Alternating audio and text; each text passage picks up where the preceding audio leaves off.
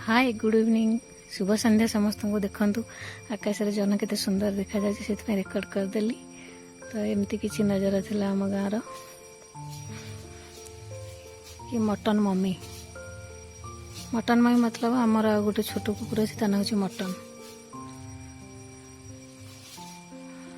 एमती थिला संध्या कालीन दृश्य किसी।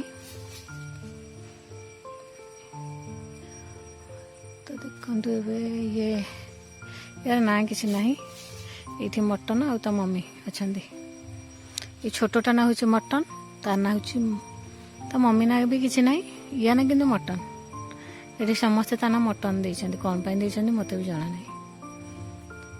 ये आम पृथु आसीगले बुलिका मतलब आंब खाई आसिले बर्तमान आसिक हाजर हो गले। ये पृथुर बड़ भाई भालेंटाइन यार जन्म होता फेब्रुआरी 14 रे। ये तार मम्मी छोटी संध्यार पवन खाऊ सब दिन जाक जो गरम ना आम तो बेहाल हो जाऊ अवस्था आम तो से भी एमती बुलूँ आराम से।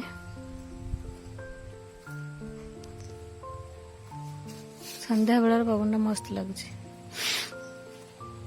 दिन भी जब एति रहता ना पवन भल लगता निश्चिंत। रखुची बाय।